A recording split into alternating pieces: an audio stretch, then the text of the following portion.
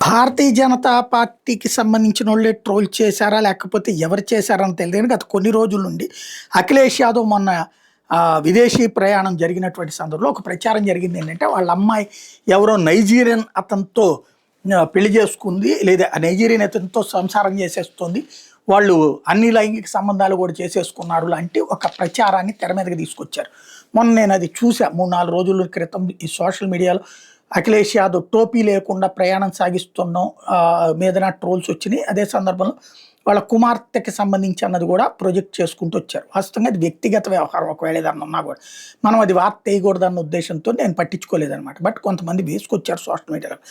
అయితే ఈ ప్రచారం మీదన యోగి ఆదిత్యనాథ్ ఘాటుగా స్పందించారు. అది ఈవెన్ బీజేపీ వాళ్ళైనా సరే వదిలిపెట్టను, అట్లాంటిది తప్పు, ఆయన కుమార్తె నా కూతురుతో సమానం, తేడా ఏమి చూపించని దుండగుల మీద కఠిన చర్యలు తీసుకుంటామని ప్రకటించారు. తప్పుడు ప్రచారం చేసేవాళ్ళ మీద.